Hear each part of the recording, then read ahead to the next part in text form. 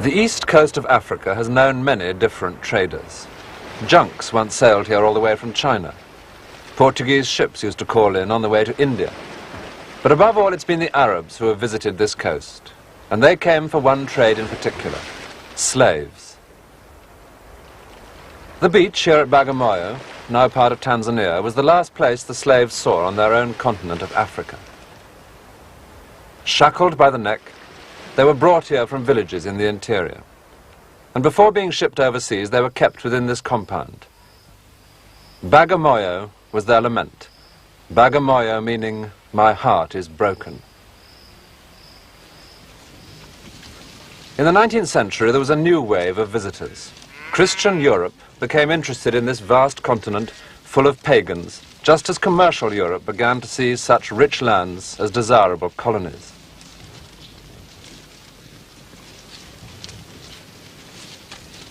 It was the missionaries who came first, idealistic young men and women, eagerly setting up here with no defense against Africa's hidden threat, disease. Rest in peace, Brother Hugues, aged 24, Brother Isaac, aged 37, Brother Dionysios, aged 25, and Sister Claire. Christianity was first brought to Bagamoyo by a Catholic order of missionaries, the Holy Ghost Fathers. They came to fight against the slave trade and to educate any freed slaves as Christians. Today, this is not so much a mission station as a normal Catholic parish. A Holy Ghost Father from Holland, Father Fritz, is the parish priest. The first missionary buildings at Bagamoyo still stand. They were built at a time when Africans were causing great interest in Europe, in one form or another.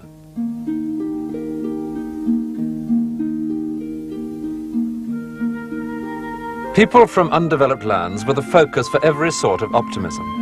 To them, the industrial countries of Europe would be able to export their religion, their products, and even, to a suitably limited extent, their way of life.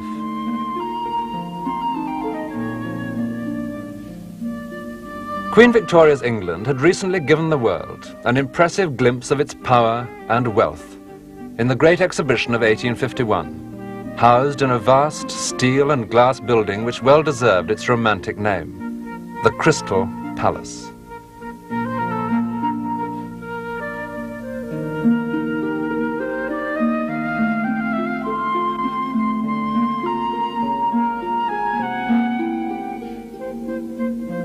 Here was evidence of what a great industrial nation could produce, and of how a great imperial nation could trade, bringing raw materials from the Queen's distant colonies, and then selling the finished products to the Queen's distant subjects.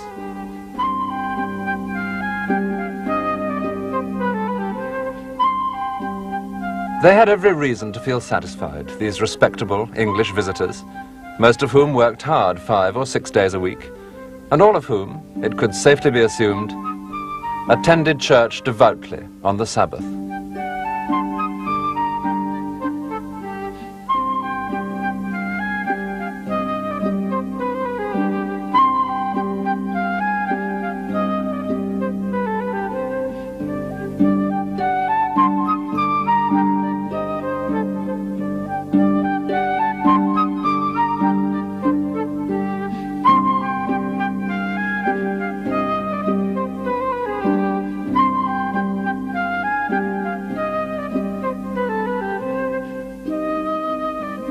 Sheffield, a name that gave particular cause for pride. This was the crucible of Britain's new prosperity, the great steel town which built the machines which made the wealth. What devout visitors to the Great Exhibition didn't know, but were soon to hear, was that as far as Christianity was concerned, all was not well in places like Sheffield. For centuries, the Christian Church had played a leading part in the life of a largely rural England. But how would it cope with the cities? People flooded in from the villages to find work in the new industrial towns. In a village, everyone had lived near a church, had been on nodding terms with the vicar. But here life was anonymous. The classes lived separately in different parts of the city. The factories provided the wealth of the richer classes, but they preferred, understandably, to live as far as possible from the smoke and the filth, As to the poor who worked in Sheffield's factories, home for them was just round the corner, in a cramped and grimy street. The church had little to offer these people on the seventh day. Church-going became identified more and more with the middle classes, the bosses. And as the cities grew, it became obvious that most districts didn't even have a church. Well, that was dealt with quickly and impressively. A vast number of Methodist chapels were built. And as for the Church of England, between 1820 and 1850, a building was completed every few days. A total of nearly 3,000 new churches. That's a lot of churches. And they were built with the highest hopes. On one particular Sunday, in 1851, the very year of the Great Exhibition, anyone coming to worship in this church at Sheffield, which had then been only recently built, would have noticed something unusual. Standing in the porch was someone with a pencil and pad, counting heads. And it was the same that day in every church and chapel throughout the country. The reason was that the government had commissioned the first ever census of how many people were practicing Christians. And the results, when they were published, caused a sensation. It turned out that 40% of the people had been in church that day. Well, nowadays, the same figure would cause a sensation in the opposite sense. We'd be amazed at so many people going to church. But in Queen Victoria's reign, it seemed a shockingly low figure. And what made it worse, on closer inspection, was that hardly any of those 40% were members of the working classes of the great new cities. Evidently, an entire section of Christian England had slipped out of reach of the church. The man who organized the census said that the new cities clearly needed missionaries, and he announced in resounding terms that people who will not hear the gospel in the church must have it brought to them in their own haunts.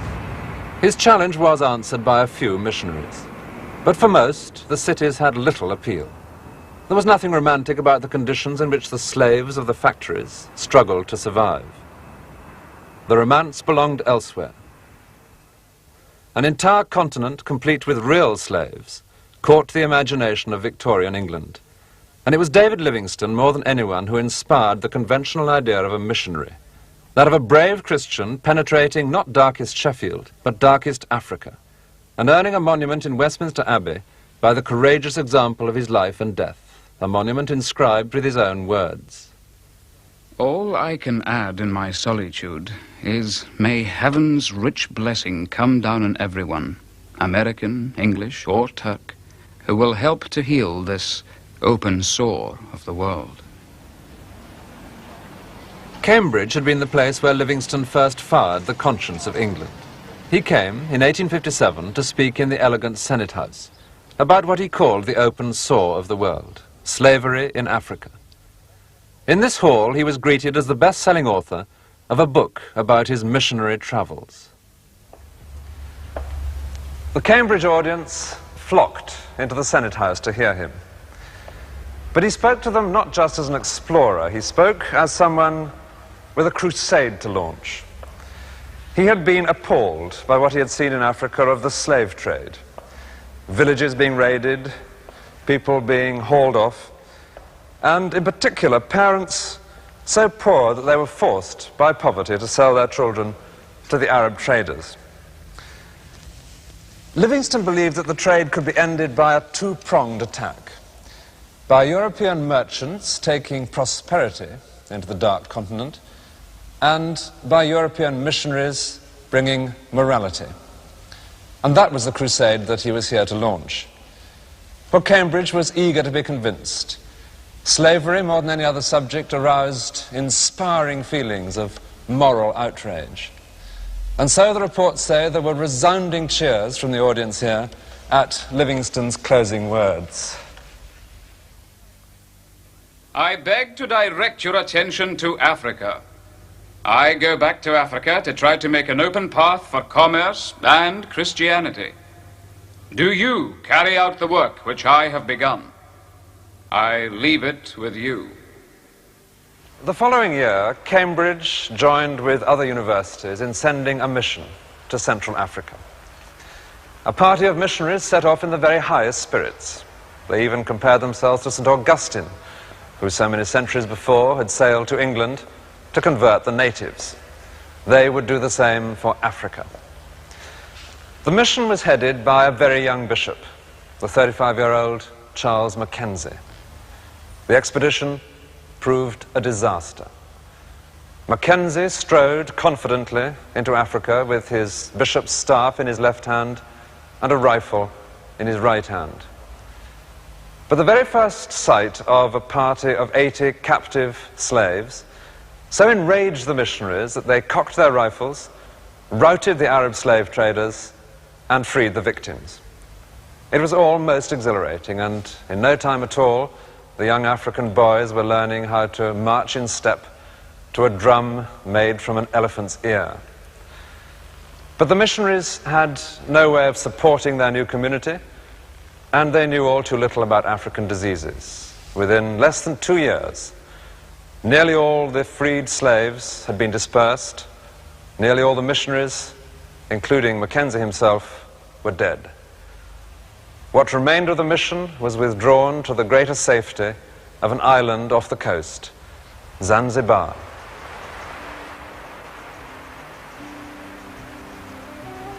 Zanzibar stands opposite Bagamoyo, 25 miles off the East African coast. This was the journey that the slaves made on their way to be sold in the last public slave market in the world.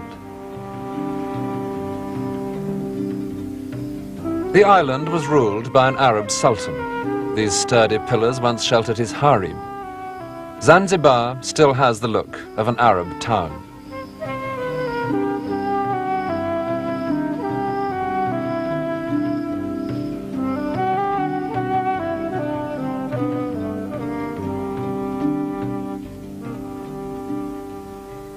The Sultan didn't feel threatened by the arrival of the missionaries. In fact, he even gave them a present of 5 young slaves and a handsome house on the seashore in which to teach them Christianity. From their windows, the missionaries could watch a horrifying spectacle. Into this harbour came the Arab slave ships, but they stopped just offshore. The reason was that the Sultan charged custom duties on any slave brought into his island. So before landing, the slavers opened their decks and inspected the people who were packed tightly underneath. They threw overboard the dead, and they followed them with the dying, or with anyone so sick that he or she seemed unlikely to fetch a decent price at the market. Now and then, the missionaries even managed to rescue the dying from the sea, just in time to give them a Christian burial. Zanzibar is still mainly Muslim, but the Christian cathedral symbolizes one great victory. It's built on the site of the old slave market.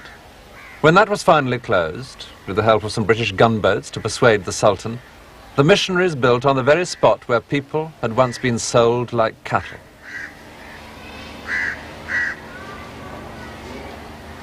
The clergyman in charge here, William Sudi, is himself a link back to those early days. His grandparents were freed slaves. He's even related to one of the first 5 boys given to the missionaries by the Sultan. Around the area where his ancestors were bought and sold, the missionaries built a hospital and a school, and the house in which Sudi, as canon of the cathedral, now lives. In his house are the records of the mission's main activity, educating freed African children in Europe's religion and Europe's idea of good conduct, as the school reports of the time show. Very good. Writes excellent papers for weekly catechism. Very quiet and attentive in class and at church, but only knows a little. Learns a little, is being prepared for confirmation. This type of Christian education was precisely what the first missionaries had intended to bring to Africa, but it was going on in Zanzibar, an island off the coast. But 100 years ago, Edward Steer, the Bishop of Zanzibar, finally fulfilled Livingstone's original dream, a mission into the highlands of Africa. In 1876, the bishop established an Anglican mission near Masasi. Steer's title was rather grandly Bishop of Central Africa. Well, this place is 100 miles from the coast. Hostile tribes attacked the new settlement, founded for freed slaves. But it survived.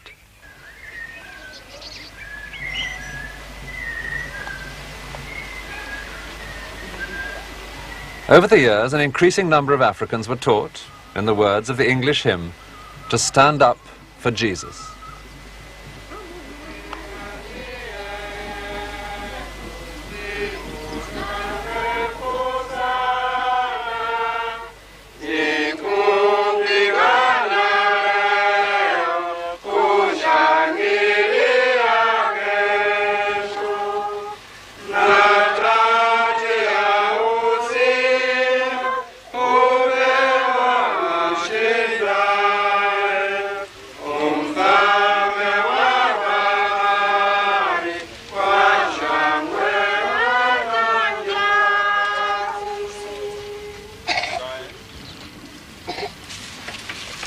For this missionary, and for his congregation, this is a special year, a centenary. Outside the Cathedral of Masasi, which itself was built for the 50th anniversary of the mission, an open-air service today commemorates 100 years of planting England's faith in Africa.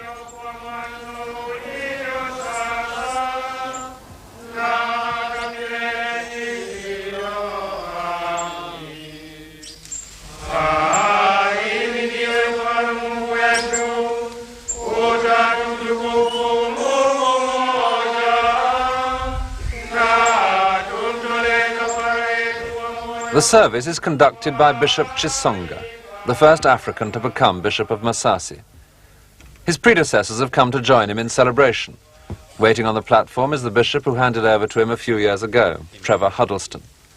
Between them stands the priest of this parish, Richard Norgate. He's been a missionary in Africa for his entire adult life, but only recently serving a black bishop. The change from the old to the new has been seen by men like Bishop Frank Thorne, with more than 50 years' service in Africa.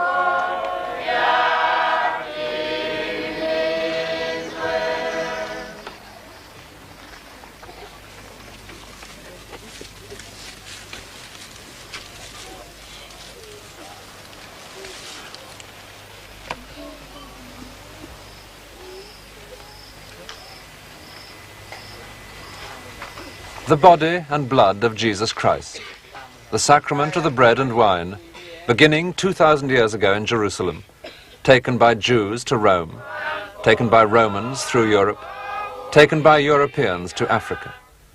The chain of events is almost as improbable, as mysterious, as the sacrament itself.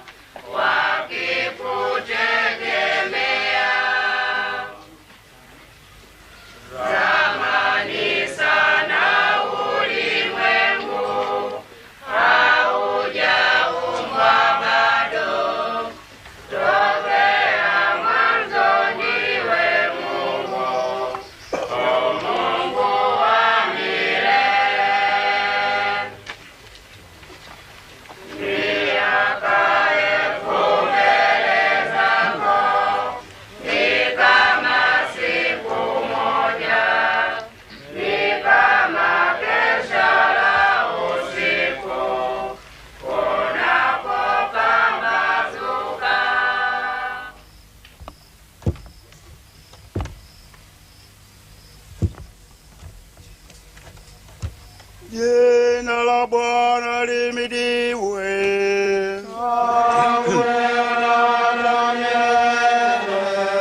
Msaada wetu katika jina la Bwana. Aliyezifanya mbingu na nchi.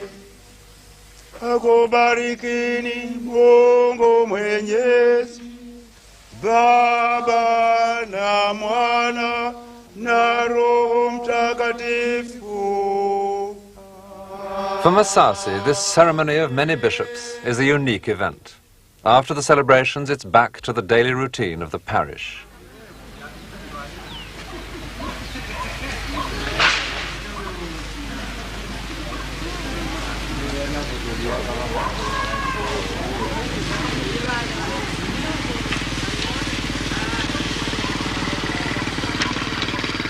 Richard Norgate, the parish priest, has been in Tanzania for more than 30 years.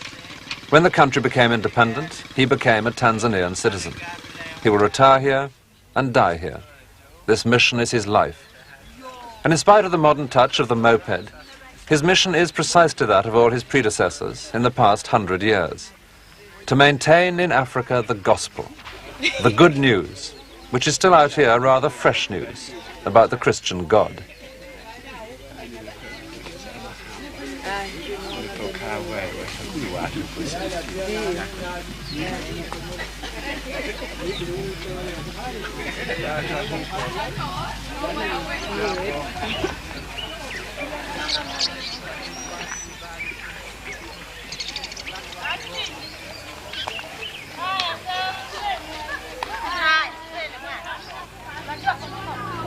A century ago, white men believed that Africans should imitate Christian Europe. A village much like this one was once addressed by a British colonial official. He told them, "The Queen wants you to improve yourselves and your country. We were like you long years ago, but when we learnt Christianity from the Romans, we changed and became great. We want you," he said, "to learn Christianity and follow our steps, and you too will be great." Well, no missionary today thinks in those terms, least of all Richard Norgate, who lives a life as simple as that of the people of his parish. But in one respect, his church is part of the old 19th century tradition. This is an Anglican form of service, naturally, since he's an Anglican missionary. But it's also very English. Even in Swahili, the pattern of phrase and response remains unmistakably part of Old England.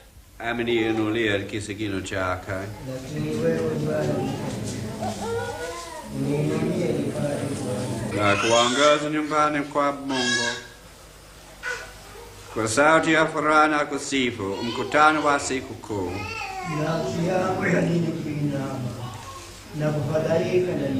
Mtumaini Mungu kwa amani ilikuja kumsifu. Aliye afya uso wangu, Mungu wangu. Nafsi yangu imeinama ndani yangu, kwa hiyo ninakukumbuka.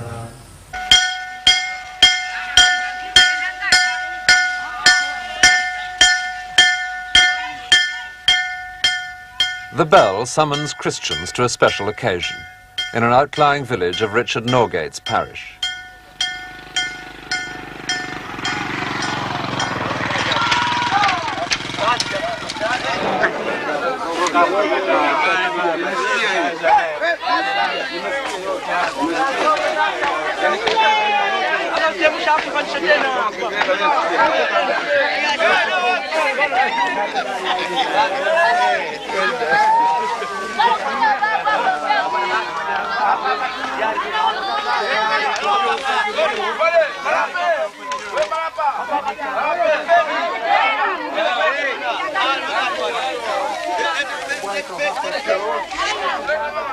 Long ago, in Europe, when Christianity was as young as it is here in Africa, the building of a village church may well have been as simple and satisfying an event as this.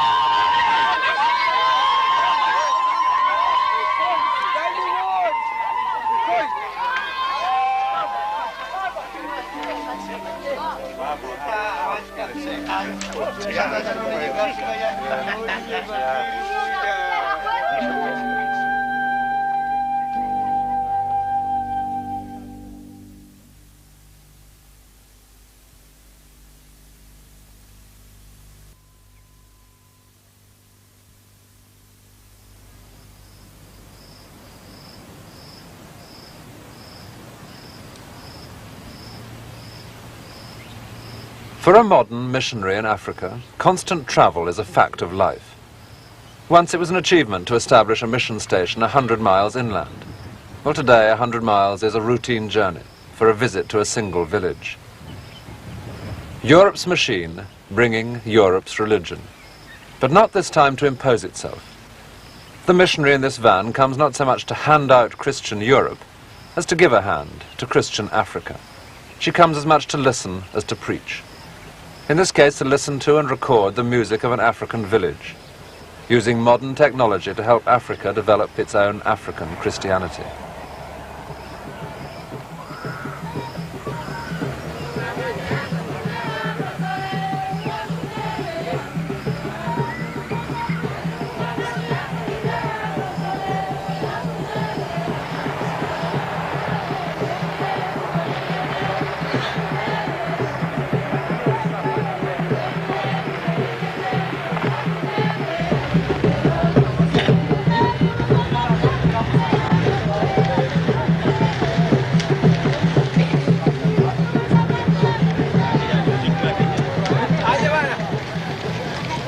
The Church Missionary Society runs a lending library of recorded tapes for the villages of central Tanzania. The tapes are readings from the Bible, sermons, songs. The missionary has brought some tapes in a cassette player which she will leave here, but she has also come to record the people of this village singing their own Christian music, African hymns. And this new tape in its turn will be lent to other villages. Hivi na kaseti hizi. Sawa? Maana mmeendelea sana na masomo yenu ya kaseti. Kwa hiyo tunatumaini kwamba hata wengine watajiunga na masomo ya kaseti, sivyo? Haya, asante sana.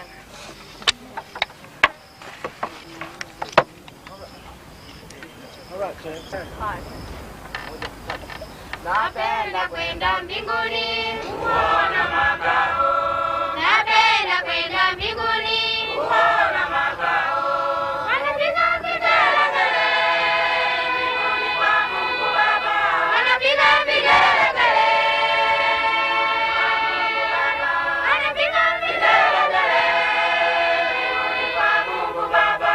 Wanapiga vigelegele kwa Mungu Baba.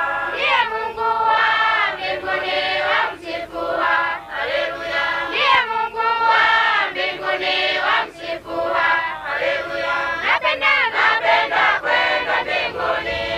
Ndiye Mungu wa mbinguni wamsifua. Haleluya. Ndiye Mungu wa mbinguni wamsifua. Haleluya. Napenda kwenda mbinguni. Nasikia kuna nyimbo wanaimba sana. Nasikia kuna nyimbo wanaimba sana. Wanapiga vigelegele mbinguni kwa Mungu Baba. Wanapiga vigelegele kwa Mungu Baba. Wanapiga vigelegele. African music and modern technology. The cassette program is the most forward-looking of the Church Missionary Society's activities. In the Missions Training Center at Umsalato, young Christians are educated to carry the faith to their own villages. But here they're taught along old and familiar English lines.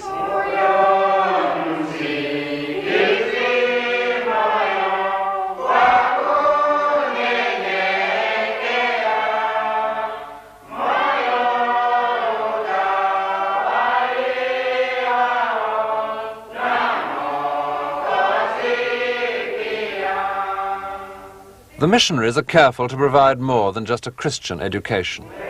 They offer the basic skills required in a developing country such as Tanzania. Mrs. Townsend teaches sewing on a machine provided by communist China. Every ideology makes its missionary effort in modern Africa.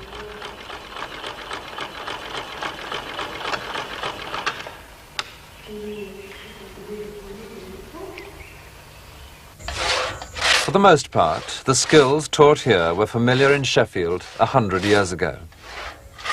Mr. Townsend gives instruction in the ancient routine of the double saw, while other students are initiated into the mysteries of baking powder. Unaweka mle tayari, alafu unachukua hii inaitwa nini? Baking powder. Unachukua ile baking powder, tunaweka vijiko viwili tu vya chai ambavyo havikujaa sana. Kiasi hicho na kuweka pamoja. Kiasi hiki naweka pamoja. Such skills are useful anywhere, but the real purpose of teaching them is the purpose behind all missions, spreading the Christian faith. If their skills give these young people influence in a village, that influence will be Christian. They're a practical army for a spiritual campaign.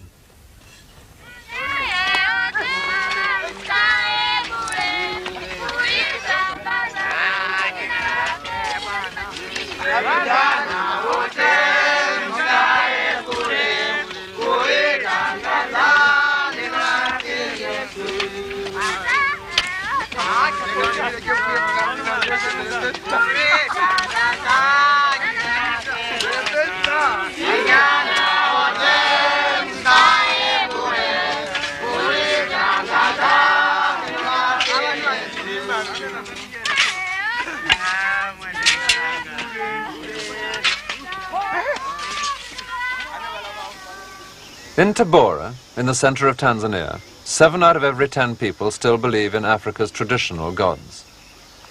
Of the others, half are Muslims, worshipping in the mosque, and half are Christian. There are Lutherans and Moravians, but most Christians here are Roman Catholics, and the center of all their activities is this colonial mansion, the house of the Archbishop, Marco Mihayo. In 1960, he became the first black Archbishop of Tabora. Archbishop Mihayo is assisted, in running his diocese, by members of the religious order which first founded a mission here, the White Fathers. The first White Fathers arrived 100 years ago, and it's been a hard struggle. The Christians are still only a small minority here in Tabora.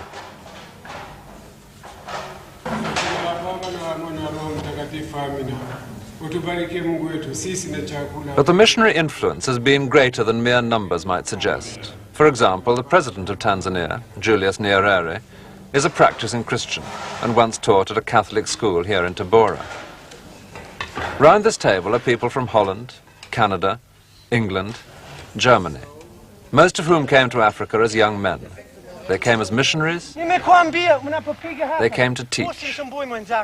They came with the same ideals as a young white father today, Pete Smith from the north of England. Young as he is, he's already been a missionary here for nearly 10 years.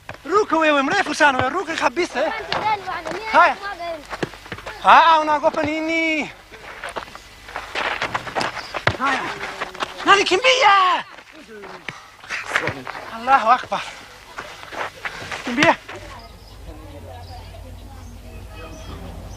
When Pete Smith became a white father in his early 20s, he vowed to spend his entire life serving as a priest in Africa.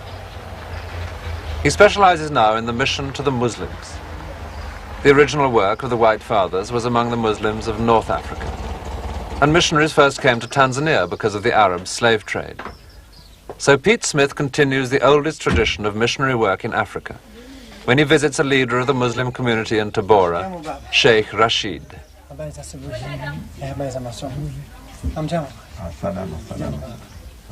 Sheikh Rashid is a learned man, and these other Muslims have come here to discuss with him passages from the Quran, the book which every Muslim must learn part of, which a holy man will hope to know by heart in its entirety, and which the White Fathers have made a point of studying, so as to be able to make better contact with the Muslims.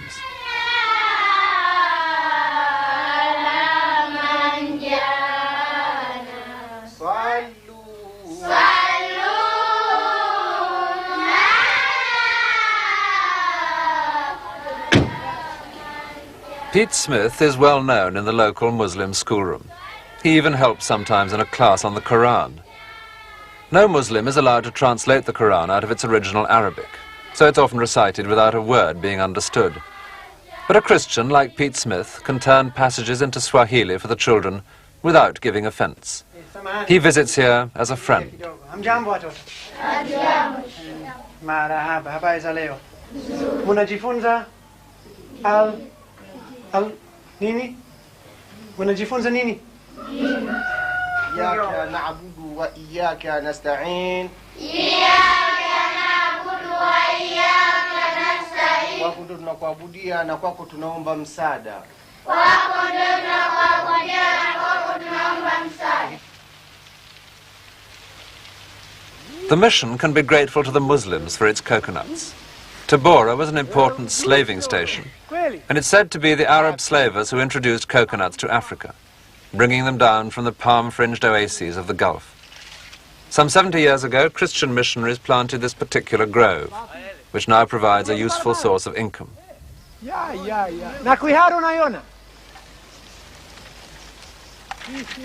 The quick flap of a sack breaks the fall of each coconut and saves it from breaking its shell.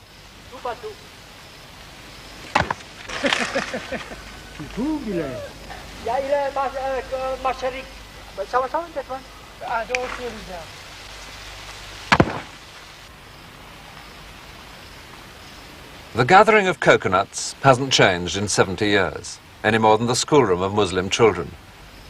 But Pete Smith himself is a very different type of missionary from those who planted the palm trees. They lived in a colonial world, in which the white man felt he had everything to teach Africa. Today it's often said that Africa's young Christianity has many lessons for Europe. When Pete Smith arrives to take a service in his strikingly modern church, the atmosphere is one which would have greatly surprised the missionaries of the old days.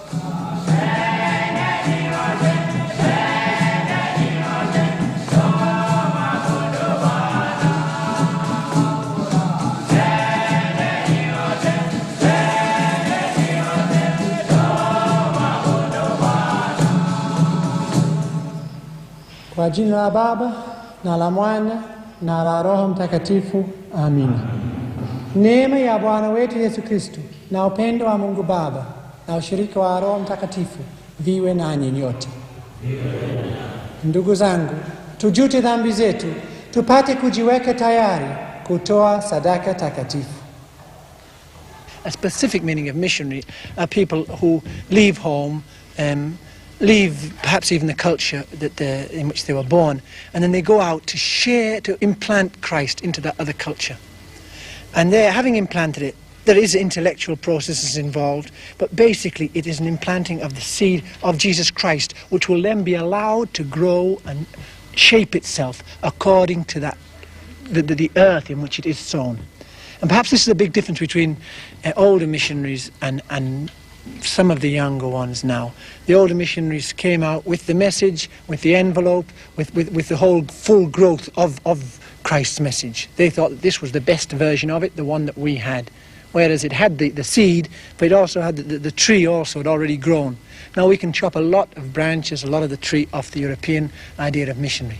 It may be suitable for us and may be right in its cultural context. But here what we must be allowed, or what we must allow, is to be prepared to plant that seed and to allow it to grow according to its own African context. Nakaomba hakika kwa ajili yenu na kwa ajili ya wote kwa maondoleo ya dhambi. Fanya hivi kwa kunikumbuka mimi.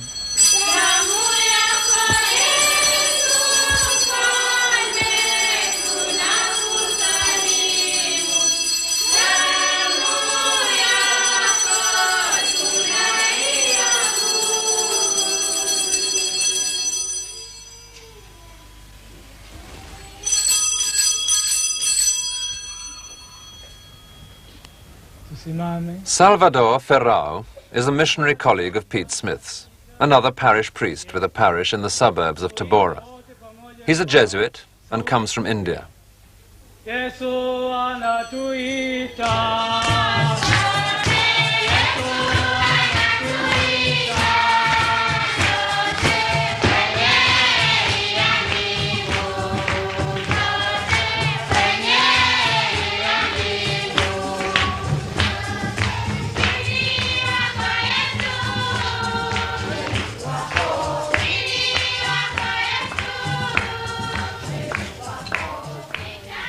The sisters who help Father Ferrao in his church also work with him in the village which he and they have together created.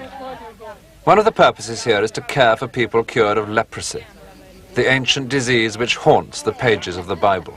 the very symbol of an outcast. 10 years ago, this place was just 2 or 3 huts, organized by Mother Teresa, who sent some of her Sisters of Charity here from Calcutta. Ferrao has built on that small beginning.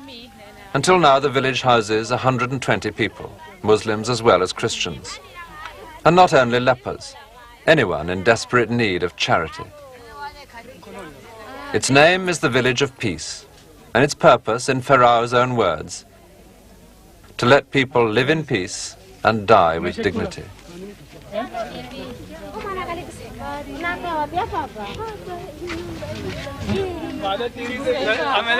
Ameleta mikate. Jambo mama. Haya. Habari gani? Nzuri jambo bwana. Mimi sitaki. Habari gani jambo? Utanikataa mimi mwendao. Sasa hakuleta makazi. Habari za nyumbani hao wazee nani hao? Nene kwa kupiga shikamoo. Nimekushawaamkia wote. Hawa. Uwe katikati. Uwe katikati. Wanakimbia wote. Wanakimbia wote. Unanikimbia namna gani? Wananipata jana.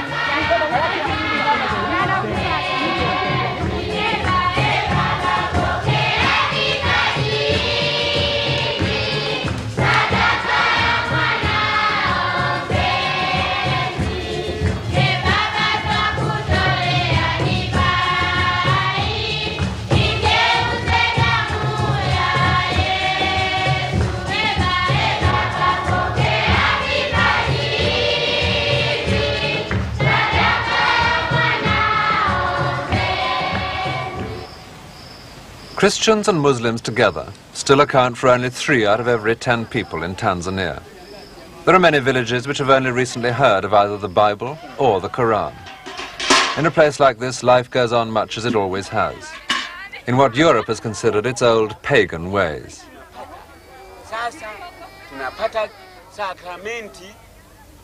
Here, the message of the Christian God is distinctly strange, the peculiar concern of a small group within the village.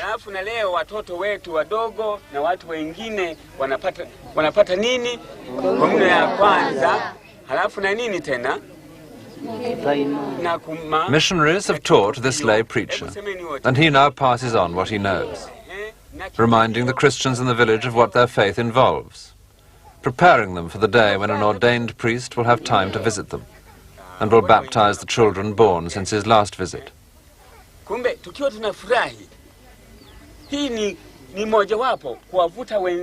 teacher's method is one familiar to any European child who has been to a Sunday school.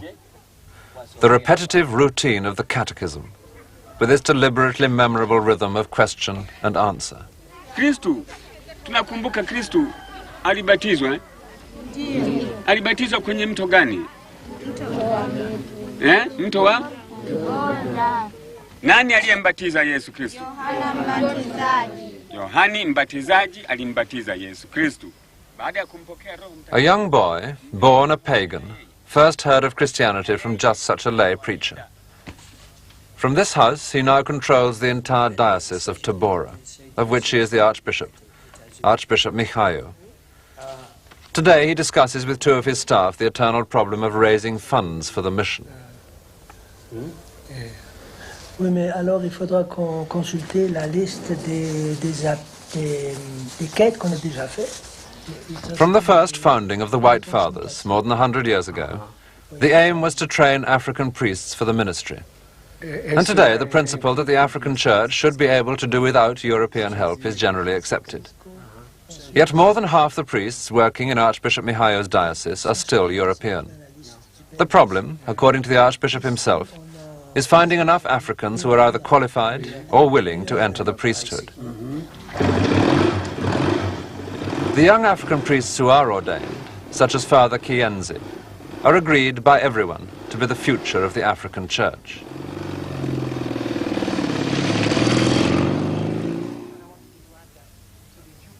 But for the present, Europeans are still forced into what looks much like the old pattern of colonial administration.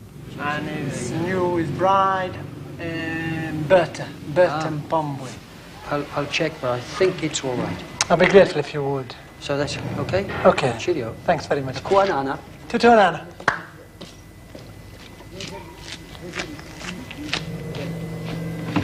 Pete Smith is as keen as anyone to see the African church become fully African, even if for the moment that isn't possible. But for the young African priest, Father Kienzi, and for his congregation, such problems fade away in church before the exhilarating and infectious fact that their Christian service is already unmistakably African.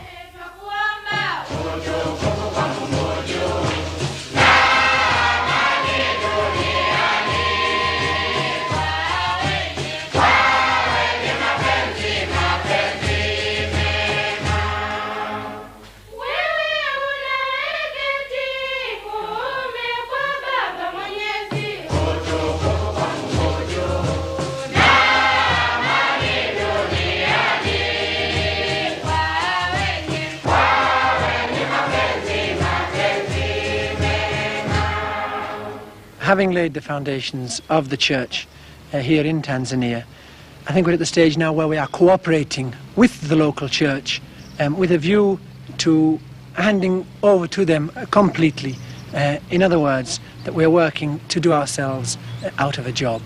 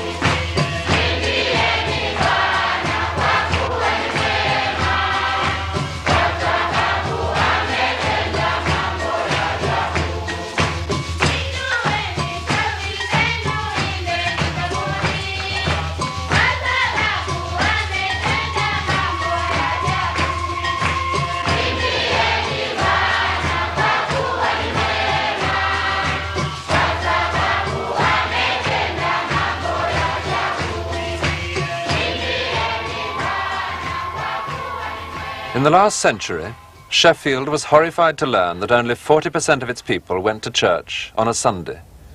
Today, the figure is less than 10%.